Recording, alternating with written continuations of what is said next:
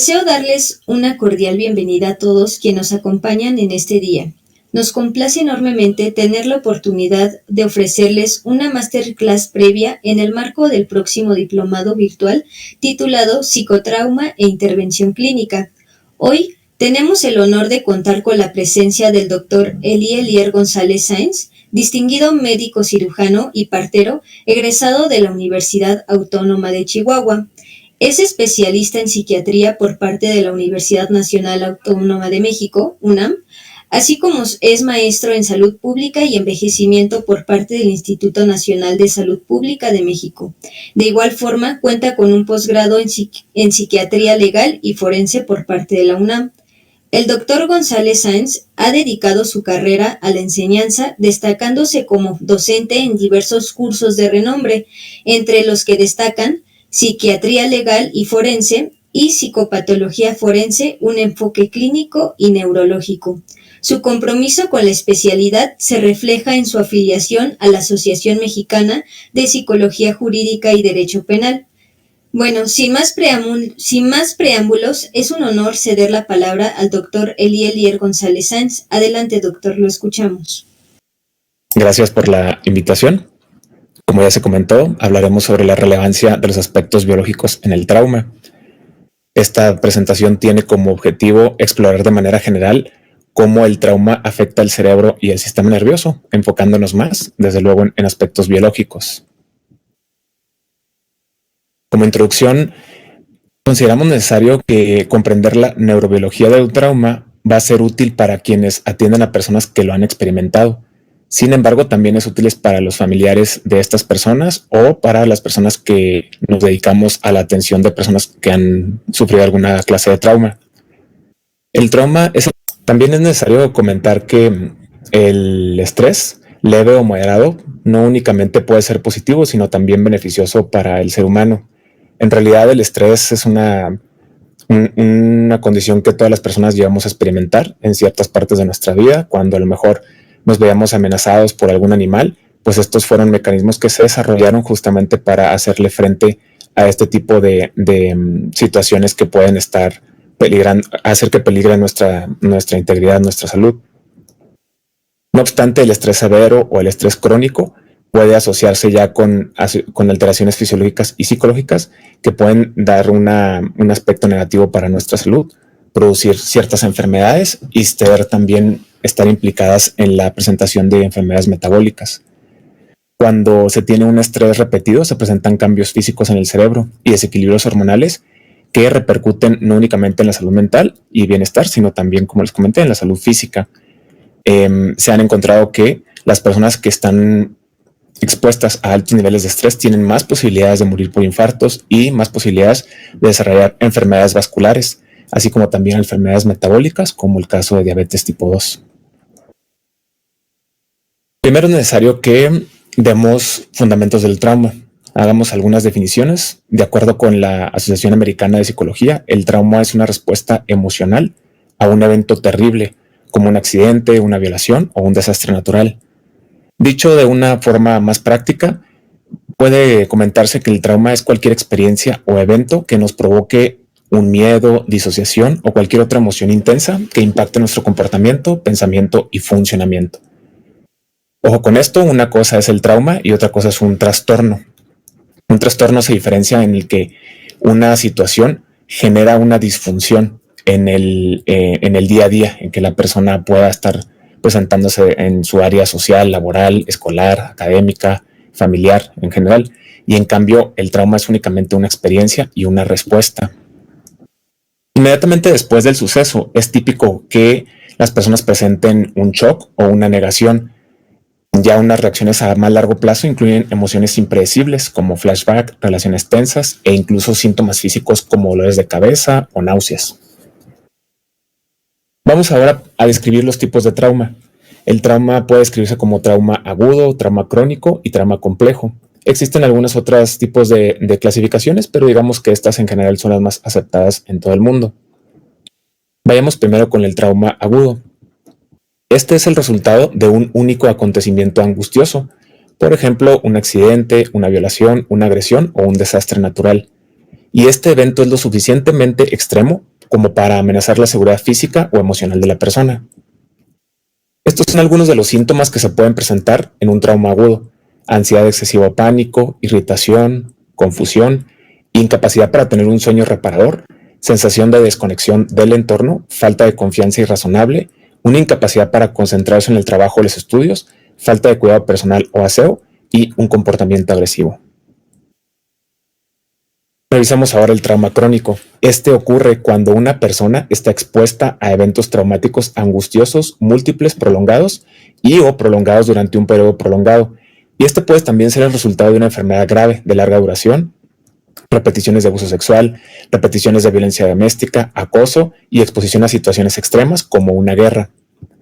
De manera general puede decirse que varios traumatismos agudos o en suma con traumatismos agudos que no han sido tratados nos pueden ocasionar un traumatismo crónico. Imaginemos, por ejemplo, una persona que de repente sufre un abuso sexual y esta no es atendida en el área de psicología o no se platica, le da un abordaje, pues, y por ello no es tratado. Entonces, conforme avanza el tiempo, se transforma en un traumatismo crónico.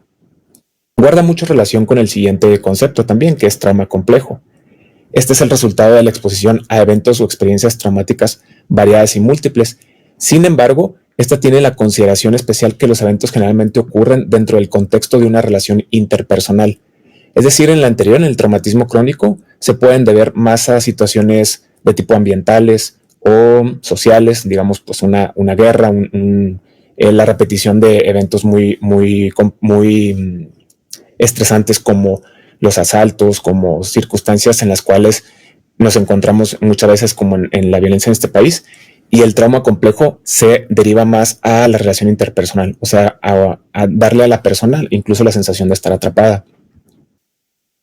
El tipo de trauma complejo se observa mucho en personas que han sido víctimas de abuso infantil, negligencia, violencia doméstica, disputas familiares y otras situaciones repetitivas como disturbios civiles. Esto es frecuente, por ejemplo, en mujeres que han sido víctimas de violencia en su familia, por sus parejas o por la sociedad en general. Afecta a la salud en general, las relaciones y el desempeño de la persona. Por ello, a veces las personas con un trauma complejo pueden llegar a experimentar muchísima desconfianza y ello les impacta en su funcionamiento del día a día. Veamos ahora sí la neurología del trauma. Primero es necesario describir el eje hipotalámico pituitario adrenal, que es abreviado por sus siglas HPA. Este sistema es esencial para medir las respuestas al estrés a través de los mecanismos homeostáticos. Todo comienza aquí, en el hipotálamo. ¿Sí? Como pueden apreciar, ahorita vamos a dar imágenes un poquito más anatómicas de esto, pero de manera general podemos decir que el eje hipotalámico pituitario adrenal es un sistema regulatorio del cuerpo que controla la respuesta al estrés y la producción de hormonas relacionadas a este. Funciona de la siguiente manera. Llega el factor estresante a esta zona y digamos que el hipotálamo es como el que envía la alerta. De aquí comienza el hipotálamo a enviar varias señales alrededor de la glándula pituitaria y aquí se libera una hormona que es llamada la corticotropina, hormona liberadora de corticotropina.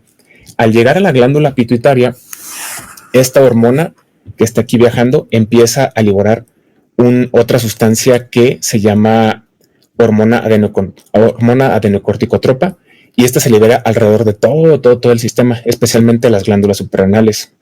Una vez que llega a las glándulas suprarrenales, que son unas pequeñas glándulas ubicadas aquí por arriba de los riñones, estas glándulas comienzan a producir hormonas como el cortisol en respuesta justamente a la hormona adenocorticotrópica. El cortisol es una sustancia clave en la respuesta al estrés y esta puede hacer que se liberen principalmente de sustancias, sí el cortisol, pero también la adrenalina. A su vez, estas dos hormonas generan una retroalimentación negativa, o sea, la misma producción del cortisol en cantidades excesivas hace que se disminuya esta hormona que libera el cortisol. De esta forma, pues, existe en el sentido normal una regulación, grosso modo, del hipotálamo hacia la pituitaria y de esta hacia las hormonas hacia las glándulas suprarrenales. Digamos pues que este eje es fundamental para la adaptación del cuerpo al estrés y para mantener un equilibrio hormonal en una situación práctica, en una situación en la que nos enfrentemos a algo que nos genere peligro, siempre va a haber la activación de este sistema. Por sí misma la activación del sistema no es mala, al contrario, pues es una situación fisiológica que todos los seres humanos tenemos. Pero cuando esta llega a ser muy excesiva o llega a presentarse en varios episodios, es cuando comienzan a generarse alteraciones que pues me producen muchos impactos en todos los sistemas. Vamos a ir revisando ahora cada una de las estructuras cerebrales en las cuales están involucrados las respuestas hacia el trauma, las respuestas hacia el estrés. Podemos observar primero aquí el hipotálamo, justamente debajo del tálamo, la amígdala, que es esta protuberancia que se aprecia de color amarillo, y el hipocampo. También se encuentra muy relacionada a la corteza prefrontal, justamente localizada en la parte frontal de la parte de la corteza cerebral, pues en general. Describamos cada una de estas. El hipotálamo, que es donde habíamos comentado que generalmente se inicia toda esta respuesta al estrés, sintetiza y libera una hormona. Esta hormona estimula la liberación de adenocorticotropina. Y esta adenocorticotropina lo que hace es que regula la liberación de cortisol desde las glándulas suprarrenales, como ya lo comentamos.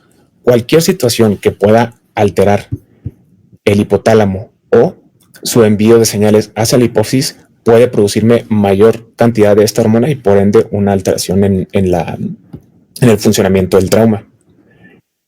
En el caso del hipocampo, este es una estructura cerebral que participa muchísimo en la formación de la memoria declarativa, el aprendizaje asociado y posiblemente el miedo a la extinción. Los factores mediadores de estos cambios influyen mucho en la disminución de algo que se llama factor neurotrófico derivado del cerebro. Y cuando existen niveles elevados de cortisol en sangre y niveles elevados de glutamato, es porque justamente no existe una regulación a nivel hipocampal. Vamos a ver en lo posterior que justamente niveles de cortisol en sangre y glutamato muy elevados son íntimamente asociados hacia las respuestas de trauma. Las investigaciones han demostrado que cuando existe un bajo volumen del hipocampo, existe también una predisposición a los individuos a desarrollar síntomas asociados al trauma. El hipocampo junto con la amígdala están íntimamente también relacionados con situaciones que se quedan siempre en la mente, por ejemplo, los recuerdos muy angustiantes o recuerdos que causen también mucha felicidad, pues justamente tanto el hipocampo como la amígdala están ahí desarrollados. Hablemos ahora justamente de la amígdala.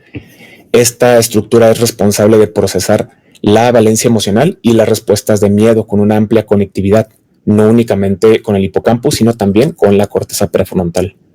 Entonces, en la parte anterior, justamente digámoslo así, delante del hipocampo, existe una gran conexión, pero no nada más en este nivel, sino a través de varias vías. Y cuando existen muchas situaciones estresantes o muchas situaciones de trauma, también presenta un aumento de crecimiento dendrítico justamente en esta zona. Esto se ha asociado muchísimo a factores estresantes emocionales y contribuyen al comportamiento clásico de las personas con trauma, como las fobias, como la ansiedad y todas las respuestas cognitivas. Estos cambios de pensamiento que llegan a presentar las personas justamente se generan mucho en la amígdala. Veamos ahora las estructuras, en otra área, la corteza prefrontal como parte de las estructuras cerebrales. Esta se ha demostrado que cuando existe un estrés crónico se afecta negativamente el desarrollo de esta corteza. La amígdala, por ejemplo, se considera que termina de desarrollarse por ahí de la adolescencia y en cambio la corteza prefrontal no se termina de desarrollar sino muy avanzada ya en la adolescencia o en la etapa de adultez temprana. Por ello, se cree que la corteza prefrontal inhibe el manejo de la función de la amígdala en respuestas al miedo y la ansiedad. Dicho de una forma práctica, cuando hay situaciones de mucha ansiedad, la amígdala empieza a expandirse, mientras que la corteza prefrontal se disminuye. Y esto es importante porque la corteza prefrontal también está muy relacionada con el control de los impulsos y el manejo también de los pensamientos. Por ello se ha demostrado que una reducción del volumen parenquimatoso, justamente en esta parte de la corteza, está muy presente en personas que han sido diagnosticadas con trastorno de estrés postraumático. Otra situación muy en boga actualmente es que diversas investigaciones han demostrado una correlación negativa entre el flujo sanguíneo entre la amígdala y la corteza prefrontal. Cuando llega más flujo sanguíneo hacia la amígdala, disminuye hacia la corteza prefrontal, ya que el flujo sanguíneo de la amígdala aumenta en respuesta al estrés, mientras que disminuye cuando existe un estrés en la corteza prefrontal. Vamos ahora a la respuesta al estrés y su relación con las hormonas. ¿Qué importancia guarda esto? Pues justamente que todos los cambios de los que acabamos de hablar en el hipotálamo, en el hipocampo, en la amígdala, en la corteza prefrontal, transcurren con cambios fisiológicos, inmunológicos, conductuales y cognitivos. Las respuestas no son únicamente a un nivel del pensamiento o en la manera en la cómo me siento, sino también que todo mi cuerpo tiene una gran representatividad en este sentido. Veámoslo en un esquema un poquito más práctico.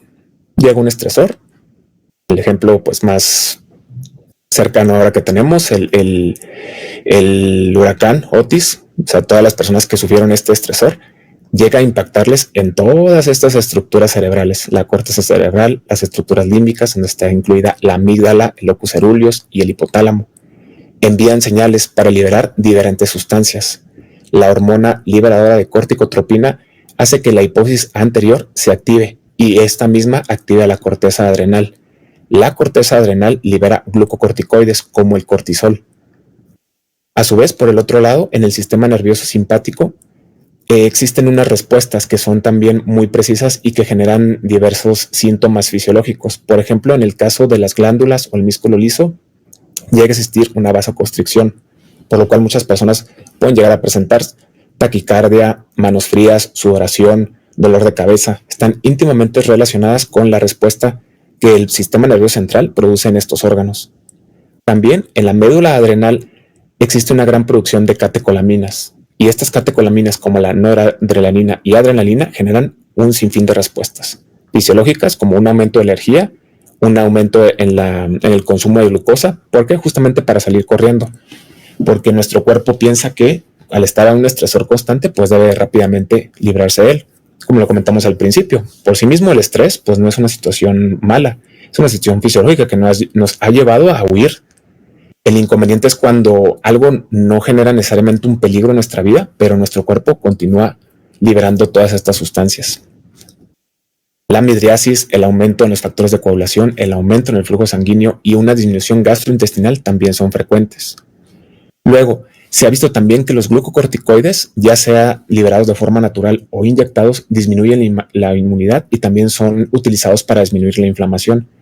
Pero cuando estos se encuentran en una excesiva cantidad, pueden hacernos más propensos a enfermedades. Por ello es también que existe una relación entre el estrés, el trauma, todo lo que se genera durante la ansiedad y la presencia de enfermedades infecciosas. Cuando nos encontramos a niveles de estrés muy prolongados, esto nos baja las defensas y nos hace más propensos a desarrollar infecciones. Y finalmente, vemos las respuestas psicológicas, conductuales y cognitivas. Cuando una persona está estresada o está bajo un trauma constante, su memoria, su aprendizaje disminuye notablemente. Las personas no pueden prestar atención, no pueden llegar a realizar cálculos o concentrarse en tareas que requieren muchísimo de su atención. Asimismo, pueden presentar temblores, una postura baja, una sensación de hipervigilancia, que es esta cuestión en la cual la persona todo el tiempo está a la expectativa, como si algo fuera a suceder. Insisto, es una gran complejidad de estructuras cerebrales y respuestas y vías las cuales se llevan a cabo a través de la corteza cerebral, la hipófisis y la glándula adrenal principalmente. A través de este eje se generan las respuestas que acabamos de comentar a continuación. Bien, ahora, ¿cómo la respuesta al estrés puede volverse crónica en personas que han experimentado traumas repetidos? Digamos, personas que han sido víctimas de un abuso sexual constante, de una violencia de pareja o que han estado expuestos a guerras pues, y conflictos. Pues principalmente en la sensibilización. Ocurre justamente que las personas con el tiempo van experimentando situaciones más sensibles y que cualquier cuestión desencadenante de estrés que podría considerarse no tan fuerte, simplemente causa una respuesta. Esto significa que personas con un determinado estrés pueden reaccionar de manera más intensa a como lo hacían anteriormente. Luego tenemos también cambios en el eje hipotálamo pituitario suprarrenal. Como lo comentamos ahorita, este eje puede sufrir alteraciones y al aumentar la producción de cortisol, existe una regulación inadecuada del resto de las hormonas, lo cual constituye un círculo vicioso que en detrimento pues de la salud en general. También hay cambios en la amígdala. La amígdala pues ya habíamos checado que es esencial para la respuesta al estrés y a las emociones, muy relacionada también con procesos de memoria, y esto puede hacer que las respuestas al miedo y al estrés sean cada vez más intensas y persistentes. En el otro lugar tenemos la desregulación de la corteza prefrontal. En ese sentido, la corteza prefrontal está involucrada en la regulación emocional y la toma de decisiones. Por ello es que las personas, cuando sufren una gran cantidad de estrés, pueden tener problemas para tomar decisiones porque no pueden mantener una atención, una concentración. Esto puede hacer que pues, las respuestas incluso al estrés sean más arraigadas, más persistentes. Vemos también cambios en la plasticidad cerebral.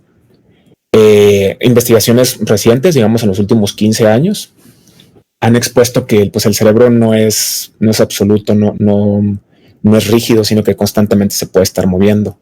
Las personas que experimentan muchísimo estrés, ansiedad o están expuestas a traumas repetidos, hace que tengan también cambios en esta estructura y que finalmente pues, van a llegar a generar un montón de adaptación y recuperación para poderle hacer frente a estos. Y finalmente tenemos factores sociales y ambientales. El entorno, las circunstancias económicas, sociales de un país, digamos por ejemplo México, que está expuesto a una situación constante de violencia, sí que impacta también la respuesta que tenemos al estrés. Por ejemplo, situaciones como la falta de apoyo social, la inseguridad o la exposición continua a un trauma, pues va a contribuir a su cronicidad. No es lo mismo presentar un trauma complejo debido a un huracán, donde se tienen, pues no sé, muchas situaciones de prevención donde existe un gran apoyo social, a presentarlo pues en una ciudad, por ejemplo, que está expuesta a una gran cantidad de violencia y que no existe pues un plan. O sea, todo eso también influye muchísimo en la respuesta al trauma. Vamos ahora un poquito sobre neurotransmisores. De manera general, les presento primero la acetilcolina. Esta está relacionada con funciones como la memoria y el control muscular y se localiza principalmente en el sistema nervioso central y en el sistema nervioso periférico. Cuando hay alteraciones en esta sustancia, se relaciona muchísimo con enfermedades como el Alzheimer. Luego tenemos la serotonina. Esta está íntimamente relacionada con el movimiento intestinal, la regulación del estado de ánimo y el sueño. Curiosamente, este neurotransmisor se produce más en el intestino, pero también se encuentra en el sistema nervioso central y guarda, junto con la norepinefrina, una gran respuesta que ahorita vamos a describir un poquito más sobre la respuesta al trauma. Luego está la dopamina, también es llamada de repente como la sustancia de la recompensa, justamente porque cuando una persona se ve expuesta a una situación de placer, hay una gran liberación de dopamina. Esta está localizada en el hipotálamo, una de las estructuras cerebrales que ya vimos que está muy relacionada justamente con las respuestas al trauma. Tenemos la norepinefrina, que esta nos da la respuesta de lucha o escape, hace que nuestros músculos se contraigan, que toda la sangre se vaya hacia las zonas donde se requieren, como pues las piernas o los brazos para salir corriendo. Y como ya lo revisamos también, se produce en la médula suprarrenal, una de las estructuras relacionadas con el trauma. El GABA inhibe el sistema nervioso central, actúa, digamos, como una sustancia que evita la hiperexcitación del sistema nervioso. Y cuando existe una disregulación en pues también nos produce una sensación de estrés constante. Finalmente, un glutamato, el neurotransmisor excitatorio por excelencia, ayuda mucho en los procesos de memoria, pero también se perpetúa cuando existen situaciones de estrés prolongadas. Entonces, ¿qué sucede con el caso, por ejemplo, de la norepinefrina, que es uno de los principales neurotransmisores de la ansiedad?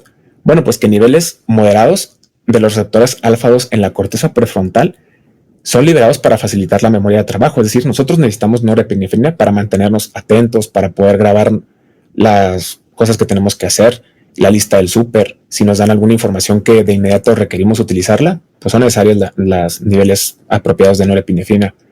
No obstante, cuando esto se ve en un nivel muy, muy alto, alteran estas mismas funciones, producen taquicardia, producen todos los síntomas físicos de las personas que tienen síntomas de ansiedad, como la sudoración excesiva, el dolor de cabeza, náuseas, incapacidad para poder masticar los alimentos, sequedad de boca, todos estos van ahí íntimamente relacionados.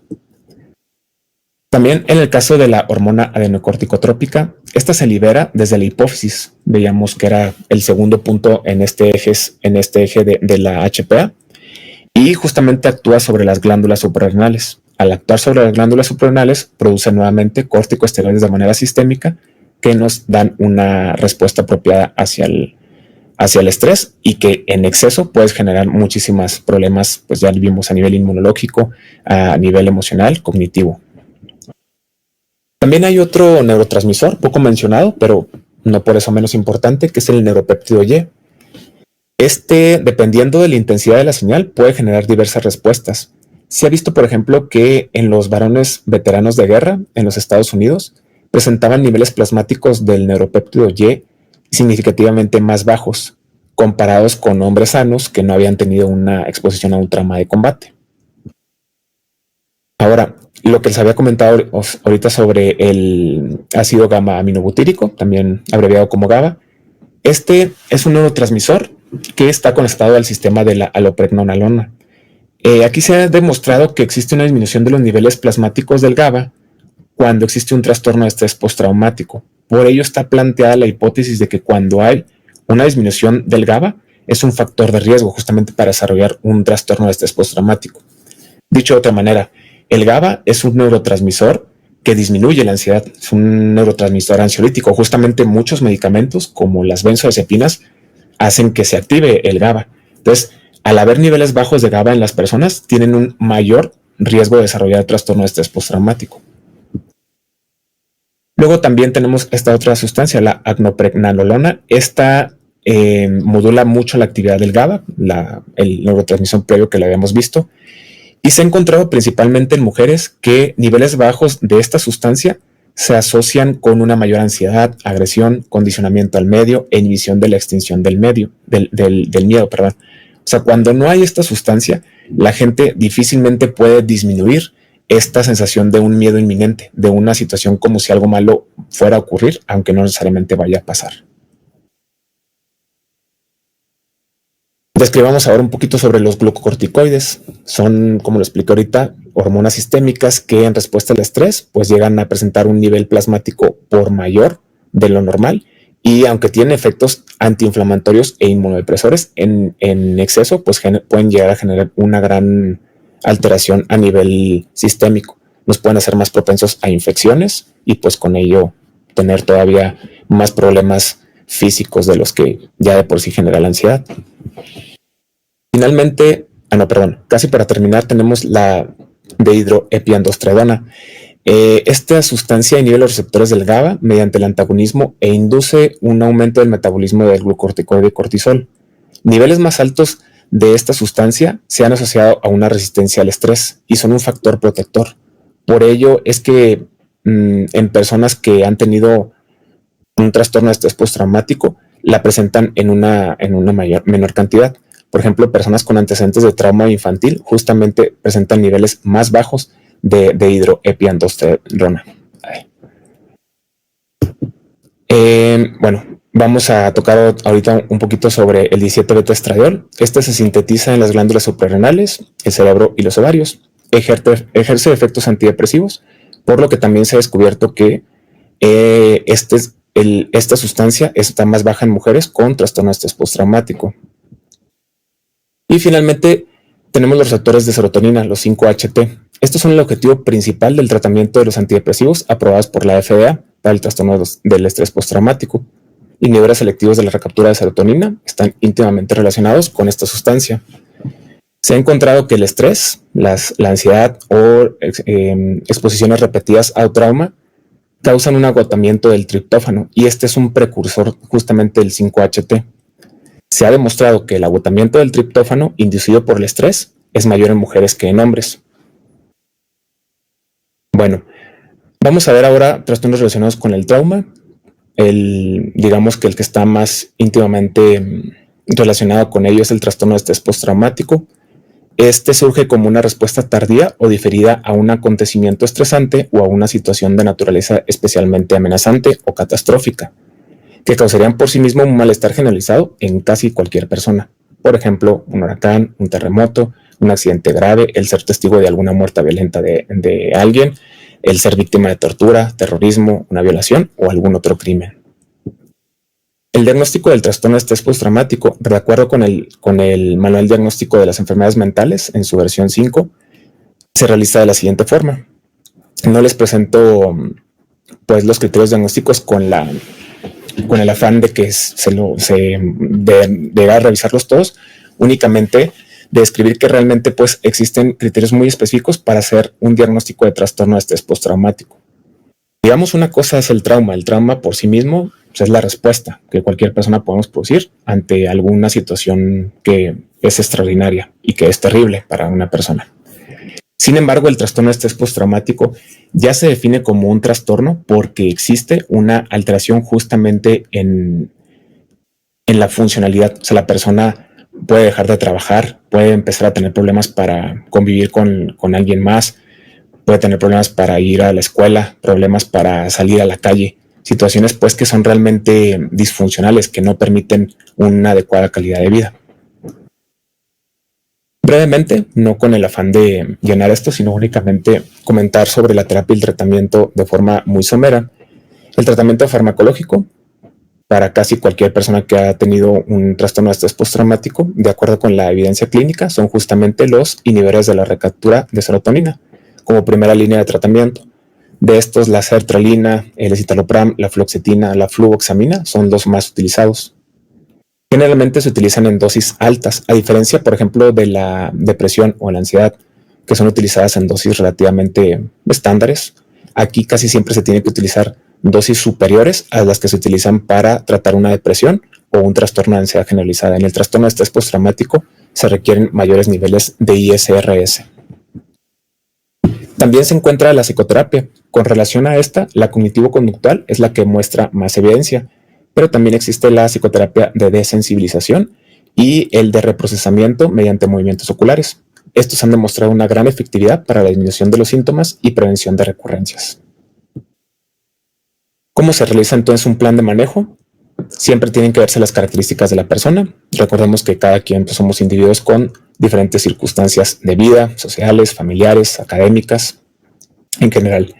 Luego también, de acuerdo con el tipo de evento traumático, y no porque un evento traumático sea más fuerte que otro, no se puede hacer esa diferenciación. Pero es cierto que pues, no es lo mismo exponerse a lo mejor a un terremoto que exponerse a una situación de guerra, o a un huracán que exponerse, por ejemplo, a una violación. Son circunstancias que también tienen que destacarse a la hora de realizar un plan de manejo. Revisar si existen antecedentes previos, por ejemplo, de violencia infantil, de violencia de pareja, situaciones en las cuales en la familia han existido pues, traumas repetidos o traumas complejos, y la severidad del daño también, que tanto impacto ha tenido en la vida de la persona. Bien, ahora como factores de protección, se describe muchísimo el apego seguro como clave para la prevención. Existe mucho estudio al respecto. Tiene que darse una gran importancia al apoyo social y el autocuidado en la resiliencia frente al trauma. ¿Qué recursos se deben de revisar? Primero, los que ofrece la comunidad. Insisto, no es lo mismo tener un terremoto donde existe todo un plan para hacer algo después de que ocurra a donde no hay nada que ofrecerles. Luego, las relaciones sociales y el apoyo social son indispensables. Mientras más apoyo social, pues obviamente mejor se va a poder resolver cualquier tipo de trauma. Las características individuales, desde luego, que son importantes, lo mismo que los recursos físicos, como la fuerza y la agilidad, porque muchas de las terapias pueden estar orientadas justamente a situaciones corporales, o sea, que el movimiento ayude a mejorar una respuesta ante el trauma. Y finalmente, revisar los recursos psicológicos. Estas situaciones de mecanismos de defensa, inteligencia, la manera en la cual se ha desarrollado una persona, pueden ser también de mucho valor para hacerle frente a un trauma. Finalmente, la regulación y respuesta neurológica del trauma resulta en una compleja interacción entre la amígdala, el hipocampo y la corteza prefrontal medial.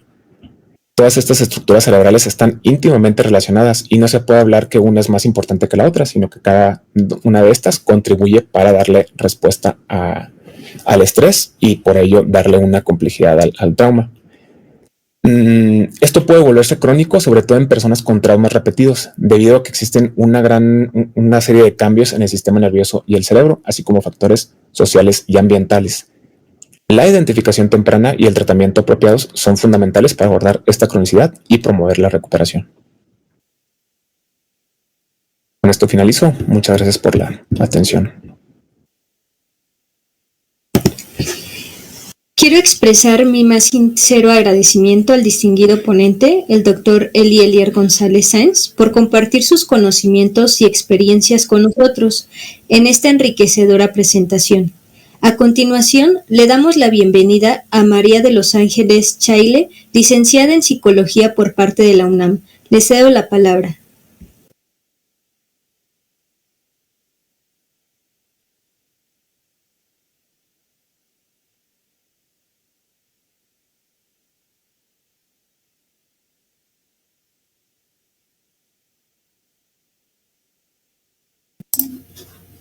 Bueno, Caro, doctor Elier, y para toda la audiencia que nos está acompañando, en esta ocasión vamos a ofrecer de parte de la asociación y del instituto un diplomado virtual llamado Psicotrauma e Intervención Clínica, así como nos parece muy interesante la charla, la masterclass brindada por el doctor. Bueno, va a ser parte de este diplomado a cargo de, emitido, por la Asociación Mexicana en Psicología Jurídica y Derecho Penal y por el Instituto de Ciencias Psicojurídicas y Sociales, ¿no? Ahora, el objetivo de este diplomado es permitir a los participantes, a los asistentes, adquirir las herramientas teóricas, metodológicas y conceptuales necesarias para brindar una intervención basada en evidencia. Además, podrá desarrollar habilidades para atender una situación de crisis emergente y los efectos post-trauma. También promover medidas de prevención en la población en la que este participante vaya a intervenir. Los módulos. Tenemos un diplomado con 7 módulos. El primero es la introducción al estudio del psicotrauma. El segundo módulo, que es la presentación que nos hizo el doctor, bases biológicas del trauma. El tercer módulo consiste en la prevención. Cuarto, modelos terapéuticos especializados en trauma basados en evidencia. El quinto módulo, estrategias de apoyo e intervención en crisis. El sexto, atención en crisis a niños, niñas y adolescentes. Y el último, supervisión clínica. Así como lo están viendo, nuestro diplomado tendrá la parte teórica, pero también va a tener una parte práctica, ¿no?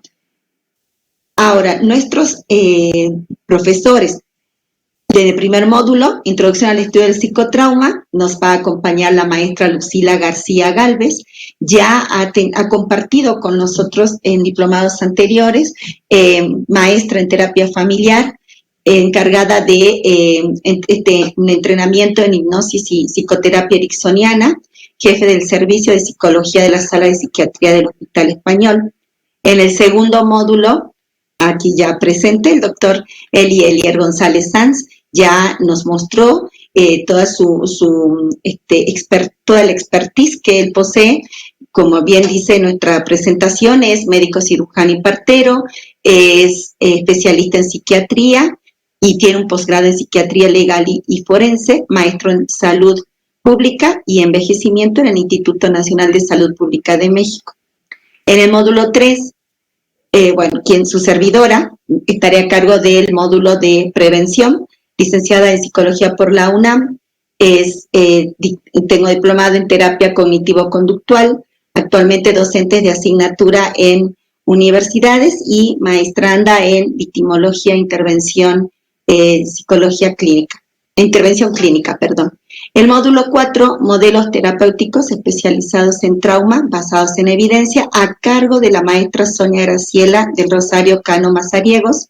En este diplomado vamos a tener el acompañamiento de docentes de México, docentes de Guatemala, como es la maestra Sonia, que tiene una especialidad en jurídica forense, maestra en Ciencias del Comportamiento, Estudio e Investigación del Ser Humano, y tiene la práctica clínica en atención a víctimas de trauma directas y colaterales ante cualquier tipo de evento.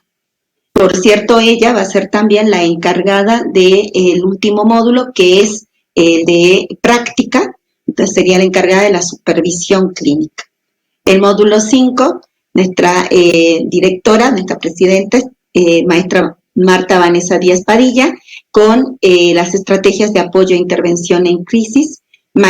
Tiene maestría en Ciencias Penales de la Universidad de Anáhuac, es licenciada en Psicología de la Facultad de Psicología de la UNAM y es docente a nivel grado y posgrado, colaboradora en contención emocional, en proyectos de contención emocional grupal para operadoras del sistema de justicia de Guerrero. También en el módulo 6 vamos a contar con nuestra ponente internacional de Paraguay, la licenciada Judith Raquel Ramos Romero. Va a tener a su cargo el módulo de atención en crisis a niños, niñas y adolescentes. Es egresada de la Universidad Nacional de Asunción con sede en Paraguay, terapeuta EMDR certificada, tiene cursos en tratamiento de niñas, adolescentes y adultas víctimas de abuso psicológico, físico y sexual, sumado a violencia intrafamiliar. Y como bien les dije hace un momento, el módulo 7, el último, va a estar a cargo de la maestra Sonia y ella se encargará de todo lo que es supervisión de casos clínicos. Como ustedes ven, es un diplomado muy completo con ponentes eméritos que incluye nuestro diplomado, que incluye la inscripción a nuestro diplomado, el acceso a la plataforma virtual de IPSIJUS, el acceso al salón virtual de la Asociación Mexicana de Psicología Jurídica y Derecho Penal, los materiales de trabajo, material audiovisual y aparte un diploma con valor curricular de 120 horas de trabajo avalado por nuestras dos instituciones hermanas.